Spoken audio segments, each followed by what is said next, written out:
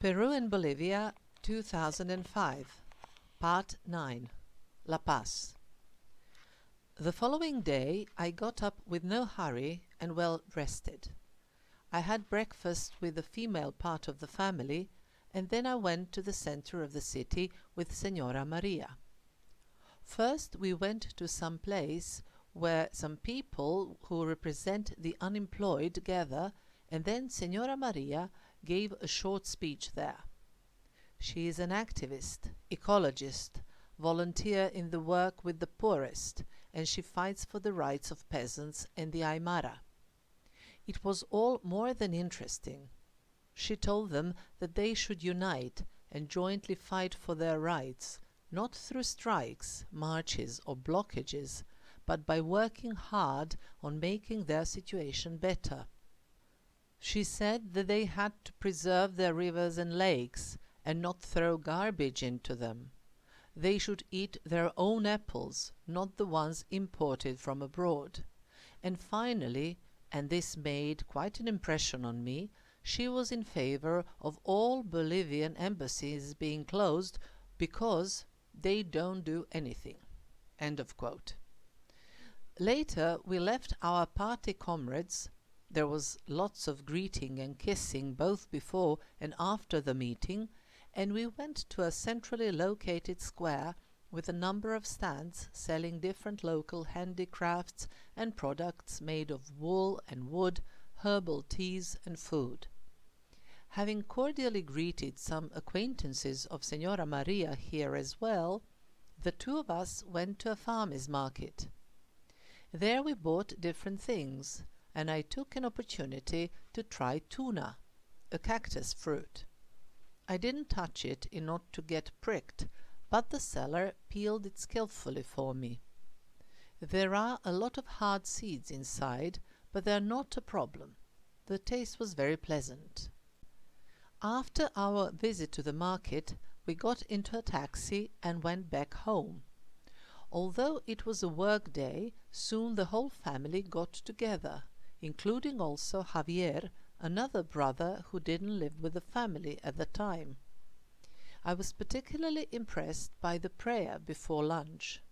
In my country we don't have that, but it is in fact very nice to hear positive things, expressions of gratitude and the voicing out of good wishes. Lunch is a very important institute here. In my country we may still have Sunday lunch, but here there are bigger traffic jams around lunchtime than when people go to work or return from it. Whatever is being done, it is interrupted at the time for lunch, and it is organized in such a manner that it is finished beforehand. Even shops tend to be closed on a massive scale at this hour. Following the lunch, everybody scattered, and I washed my hair and started to make plans how to visit many different places around Bolivia and still manage to get back to Peru on time. Then Gustavo took me to a nearby cafe, and later we got together again to look at the photos he took in Tiwanaku the previous day. At the time, I still used to make slides, so I had no idea what my photos would be like, and I was glad to see those digital ones. I really enjoyed hanging around with Gustavo, and he reminded me a lot of one of our family friends. It seems to me that even their voices are similar and that they look alike. But much more than this, they are both for me primarily the epitome of goodness and kindness, and this is in fact completely unrelated to anything they actually do. It is just something innate that radiates from them. The next day I went again downtown with Senora Maria. First we went to the National Academy of Sciences of Bolivia, to the Inventors Association, where she, among other things, gave a TV interview. Namely, Senora Maria knows very well the plants that may be found in Bolivia and their nourishing and medicinal properties, and this also includes coca, which she wants to promote but finds it difficult to do so on account of the negative propaganda. However, her main motto is Coca is not cocaine. Coca no es cocaína. She believes that Bolivia could earn more from the legal use of coca than from gas, which I guess is the main source of revenue at the level of the state. Then we went to a bank and again to the green market for some serious shopping.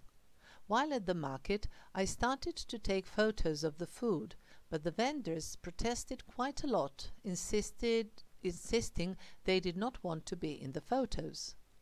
This is a frequent occurrence in Latin America. Sometimes they agree to being taken photos of against a consideration, but sometimes they would not be caught dead posing for photos.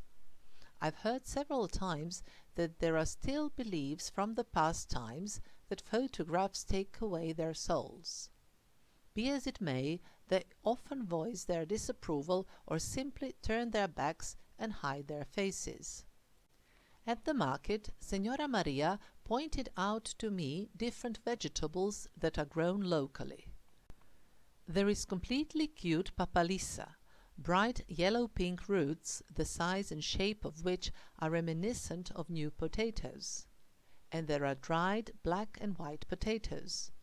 The black version is dried at night in extreme cold, and during the day it is left out in the sun, thus additionally drying out and dehydrating. Senora Maria says that it is very healthy. The white one is obtained by being put into water. The water takes away its starch, and what is left are these white potatoes that look like white stones. These are in fact ways to preserve and keep potatoes. There is also proper black potatoes, papa negra, but this one is not dry, only its natural color is very dark. Afterwards we went back home and brought into the kitchen all the things we had bought. And then we helped ourselves to some sweets Senora Maria had already made earlier. Cookies and meringue made with ground coca leaves. Coca no es cocaína. Then we had lunch, followed by an unpleasant surprise. An old and quite big tooth filling fell out. I became hysterical at once at the very thought that my dear dentist was thousands of miles away. I spoke with my hosts, and they referred me to a dentist who proved to be excellent for ad hoc situations.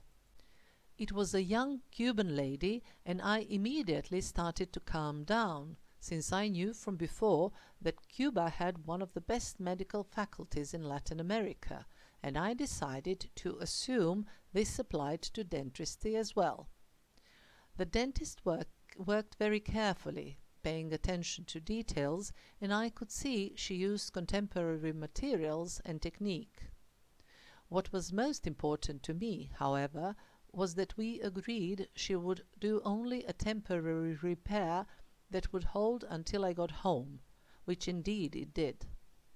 Since everything went well, I returned to the Casa Duran, all chirpy, and the life became beautiful again. The following day, the female part of the Duran family and I started to bake numerous pastries and prepare other types of dishes. Many of them included ingredients that originate in the Andes. This was the first time I heard of cañawa and quinoa. Cañawa grows only in the Andes where it's cold and at the altitudes of above 3,500 meters. It is exceptionally nourishing, and as it may easily be applied in its powdered form, it is even used for astronauts. Quinoa is similar to millet. It is also very nourishing and may be used either as seeds or as meal. Senora Maria is a top cook, and she gave me instructions which I carefully applied. During some part of her life she used to coach at cooking courses, so at one moment she said I was the best of all of her students. It was nice to hear praises, no questions about it, but that did not matter too much. What really mattered was that I enjoyed thoroughly. writing down recipes and being happy that I could help my hosts and try at least in this manner to show my gratitude and appreciation for their kindness and hospitality. I first thought we had already started with the preparations for the birthday celebration, but this was in a way a rehearsal, and the food was intended for an event of socio-political nature. Jimenita and I assisted Senora Maria in taking all the food downtown, and then the two of us went for a walk around the center.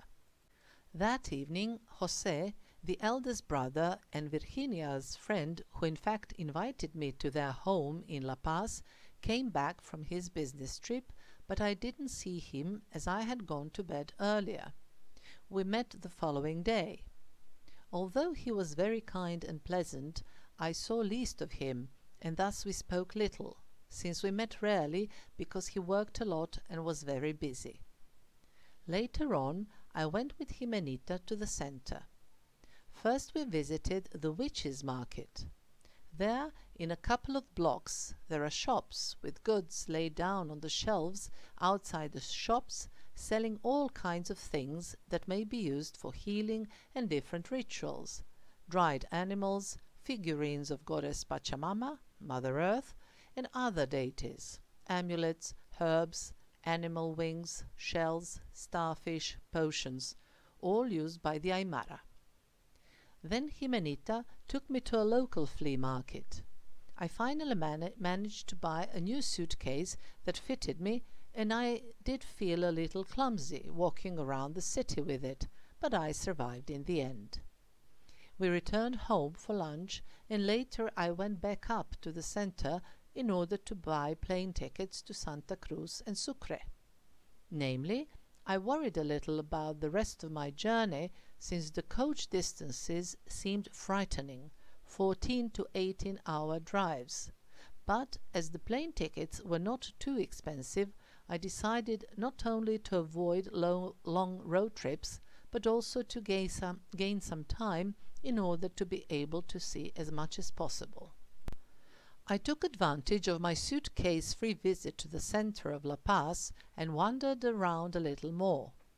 I had already mentioned that La Paz appears as if pouring down a large slope, and it actually has several small rivers that run down through it. Unfortunately, because of the city's development, they are mostly covered by some concrete tunnels. Only one of them can be seen properly. However, this is not the only problem. The local population does not care too much for natural beauties, and thus these mini valleys are covered in garbage, which makes Senora Maria really angry. She is very worried about the adverse environmental impact and the overall pollution of everything, so she told me a lot about how from one year to the next there is less and less snow on Illimani, and that this would probably lead to serious problems with water supplies in the future. Walking around the city, I also bought a couple of crystals, including a piece of ametrine, here called Bolivianite. Namely, the only commercial ametrine mine in the world is located in Bolivia, near Santa Cruz. This is the only place where amethyst and citrine can be found in such a form that they constitute a completely new mineral, and its beauty lies in the fact that its crystals and processed semi-precious stones are half purple, half yellow. When I returned home, I found two family friends who had come to help with the preparation of food for the birthday party. I didn't feel well for a little while. Again some weakness came over me, and when I mentioned it to Senora Maria, she said it was completely normal, since that day I went twice up and down, which is too abrupt a change of altitude for somebody not really used to that.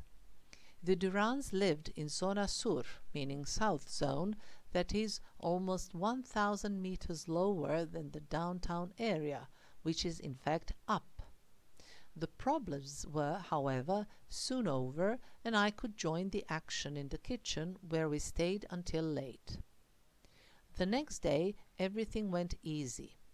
I helped in the kitchen a little bit, watched some film, and started to organize which things I would leave in La Paz and which I would take with me for the tour around the country.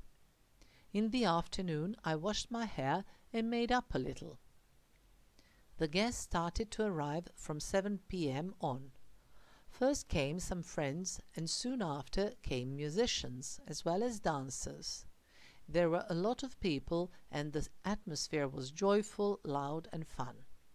I filmed a lot of the events by my video camera, but I also managed to eat, as well as to dance.